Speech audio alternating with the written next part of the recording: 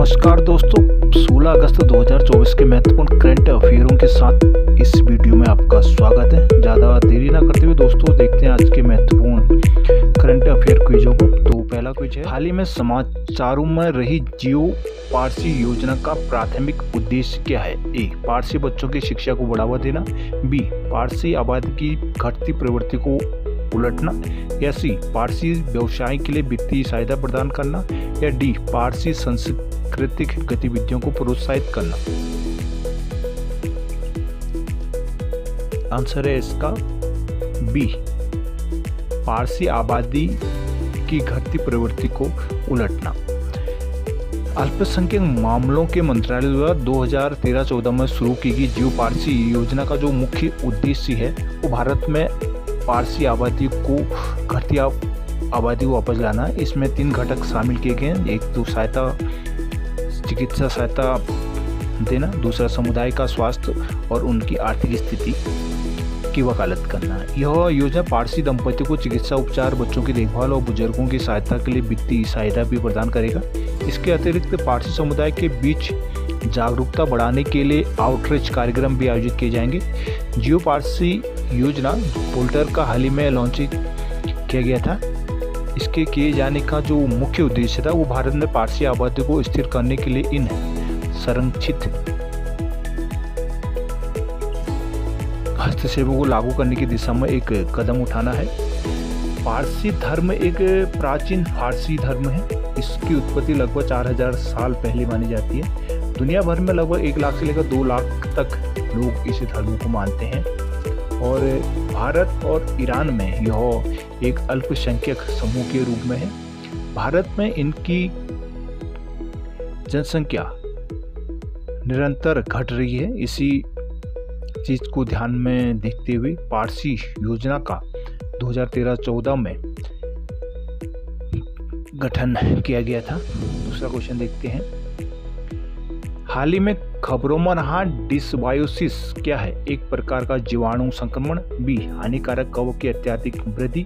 या सी, माइक्रोबायोम के भीतर असंतुलन। या डी, वायरस के कारण होने वाली स्थिति।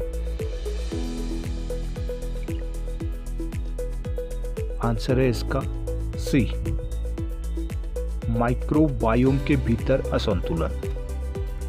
एंटीबायोटिक खासतौर पर ब्रॉड स्पेक्ट्रम वाले आंत के बैक्टीरिया को बाधित कर सकते हैं जिससे कि डिसओबिसिस हो सकता है। डिसबियोसिस माइक्रोबायोम में असंतुलन पैदा करता है जो हमारे शरीर में सूक्ष्म जीवों का एक समूह है। हमारे शरीर में बहुत सारे माइक्रोजीव होते हैं।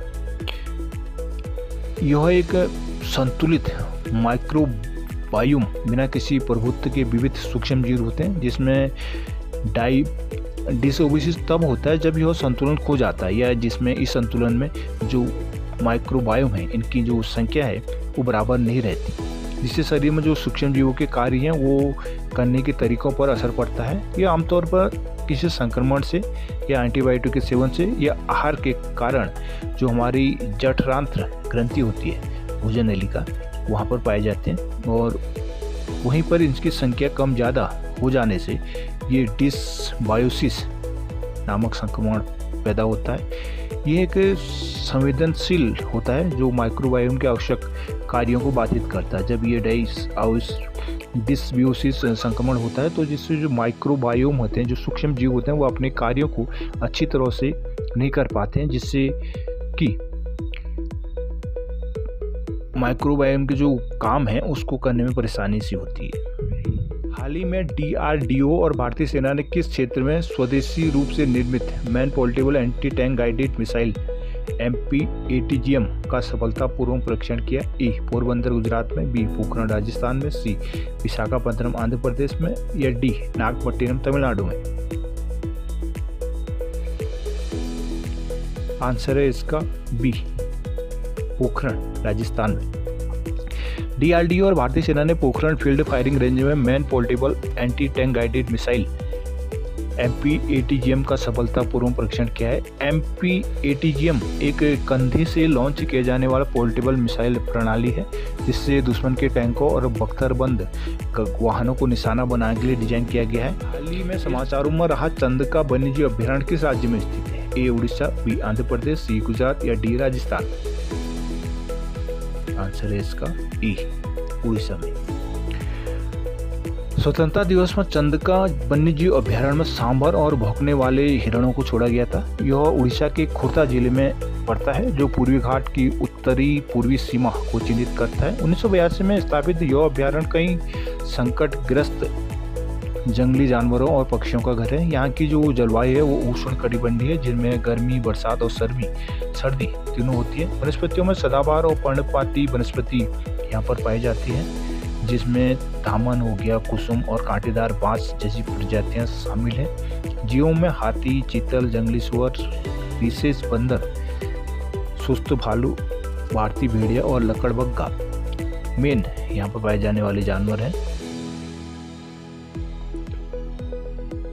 उड़ीसा स्टेट की जो अभी वर्तमान मुख्यमंत्री है वो है श्री मोहन चरण मांझी, और यहाँ के जो राज्यपाल हैं वो हैं रघुवीर दास, और जो उड़ीसा की राजधानी है वो है भुवनेश्वर। ये कुछ महत्वपूर्ण फैक्ट थे उड़ीसा के बारे में। अगला क्वेश्चन देखते हैं। मंत्रालय ने केंद्रीय जल आयोग CWC द्वारा विकसित flood watch India 2.0 app launch किया। ये ग्रामीण मंत्रालय विकास मंत्रालय द्वारा, बी कृषि मंत्रालय द्वारा, या सी जल शक्ति मंत्रालय द्वारा, या डी शहरी विकास मंत्रालय। आंसर है इसका सी जल शक्ति मंत्रालय। केंद्रीय जल शक्ति मंत्री ने केंद्रीय जल आयोग CWC द्वारा flood watch India mobile app का संस्करण 2.0 लॉन्च किया है। यह ऐप अंग्रेजी और हिंदी दोनों भाषाओं में है। ऑडियो दोनों प्रारूप में जनता को वास्तविक समय बाढ़ की जानकारी और 7 दिवसीय पूर्वानुमान प्रदान करता है। उपयोगिता वास्तविक समय में नदी प्रवाह का डेटा भी इसमें प्रयोग किया जाता है, जिससे देश भर में बाढ़ की स्थिति की निगरानी भी कर सकते हैं और आसपास के स्टेशनों में बाढ़ का पूर्वानुमान प्राप्त कर सकते हैं। ऐप में सैटेलाइट डेटा विश्लेषण और गणितीय मॉडलिंग जैसी उन्नत तकनीकें शामिल की गई हैं। संस्करण 2.0 में 392 और बाढ़ निगरानी स्टेशन जोड़े गए हैं। कुल 592 स्टेशन इसमें भी जुड़ चुके हैं। यह 150 प्रमुख जलाशयों के लिए भी उनकी जल भंडारण क्षमता की जानकारी देता है, ताकि डाउनस्ट्रीम बाढ़ की स्थिति का भी पूर्वानुमान लगाया जा सके। वर्तमान में जल शक्ति मंत्री श्री CR पाटिल हैं। अगला क्वेश्चन देखते हैं। संयुक्त राष्ट्र में भारत का नया राजदूत किसे नियुक्त किया गया? ए P हरीश, बी निपेंद्र मिश्रा, सी राजीव कुमार, या डी अमिताभ कांत। आंसर है इसका ए P हरीश। डिप्लोमेट पार्थव नेनी हरीश को 14 अगस्त को न्यूयॉर्क में संयुक्त राष्ट्र महासभा में भारत के अगले राजदूत के रूप में नियुक्त किया गया है। वर्तमान में वह जर्मनी में भारत के राजदूत के रूप में कार्यरत है। जून में रुचिरा काम्बोज की सेवानिवृत्त होने के बाद से संयुक्त राष्ट्र परिषद में भारत के राजदूत या स्थायी प्रतिनिधि का पद खाली हो गया था, जिसपे अभी P हरीश की। हाल ही में भारत में कितने नए रामसर स्थल घोषित किए गए हैं? ए 3, बी 4, सी 5 या डी 6। आंसर है इसका ए 3। पर्यावरण, वन और जलवायु परिवर्तन मंत्री भूपेंद्र यादव ने हाल में बताया कि भारत ने रामसर साइट नेटवर्क में 3 और साइटें जोड़ी हैं।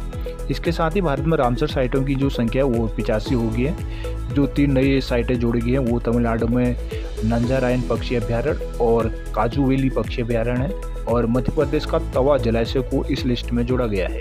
प्रवर्तन निर्देशालय के नए प्रवर्तन निदेशक के रूप में किसे नियुक्त किया गया है? A Ravichandran Gandhi, B Rahul Naveen, C Ajay Kumar, yes D Sukhbir Singh. Answer है इसका बी राहुल नवीन। कैबिनेट की नियुक्ति समिति ने IRS अधिकारी राहुल नवीन को नया प्रवर्तन निदेशक नियुक्त किया है। इनकी नियुक्ति विशेष निदेशक ED को कार्यभार संभालने की तारीख से 2 साल की अवधि के लिए चुना गया है। 57 वर्षीय नवीन नवंबर 2019 में विशेष निदेशक के रूप में ED में शामिल हुए। देखते हैं। भारतीय पुरुष क्रिकेट का नया गेंदबाजी कोच किसे नियुक्त किया गया? ए ब्रेटली, बी डेल स्टेन, सी प्रवीण कुमार, या डी मोन्ने मार्केल। आंसर है इसका डी मोन्ने मार्केल। दक्षिण अफ्रीका के पूर्व तेज गेंदबाज मोन्ने मार्केल को भारतीय पुरुष क्रिकेट टीम के नए गेंदबाजी कोच के रूप में नियुक्त किया गया है। भारत के जो मुख्य कोच है गौतम गंभीर ने सहायक कोच के रूप में अभिषेक नायर और रियान टेट डोसेट की नियुक्ति की पुष्टि की थी। कौन सा देश तीसरे वॉइस ऑफ ग्लोबल साउथ शिखर सम्मेलन की मेजबानी करेगा? A Thailand, B Bharat, C Malaysia या डी चाइना। आंसर है बी भारत। भारत तीसरे वॉइस ऑफ ग्लोबल साउथ शिखर सम्मेलन की मेजबानी करेगा। इस बार शिखर सम्मेलन का जो थीम है सतत भविष्य के लिए एक सशक्त वैश्विक दक्षिण है। मंत्रालय ने कहा है कि पिछले 2 शिखर सम्मेलनों की तरह तीसरा शिखर सम्मेलन वर्चुअल प्रारूप में ही आयोजित किया जाएगा। इसे नेताओं के सत्र और मंत्री स्तरीय सत्रों के तहत ही आयोजित किया जाएगा। अगला क्वेश्चन देखते हैं। हाल ही में देश के अगले गृह सचिव के रूप में किसे नियुक्त किया गया? ए विजय अग्निहोत्री, सी रामदास कामत या सी संपूर्ण सिंह या डी गोविंद मोहन। आंसर है इसका वो डी गोविंद मोहन की नियुक्ति कैबिनेट नियुक्ति समिति ने संस्कृति मंत्रालय के जो सचिव गोविंद मोहन को तत्काल प्रभाव से गृह मंत्रालय में विशेष कर्तव्य अधिकारी के रूप में नियुक्ति को मंजूरी दी है। गोविंद मोहन 22 अगस्त 2024 को अपना कार्यकाल पूरा होने पर अजय कुमार भल्ला के स्थान पर गृह मंत्रालय के गृह सचिव का पदभार संभालेंगे। क्वेश्चन है राम नारायण अग्रवाल जिनका हाल ही में निधन हो गया वो किस क्षेत्र से जुड़े थे?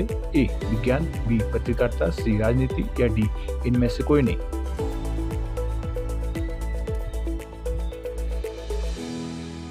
आंसर है ए विज्ञान।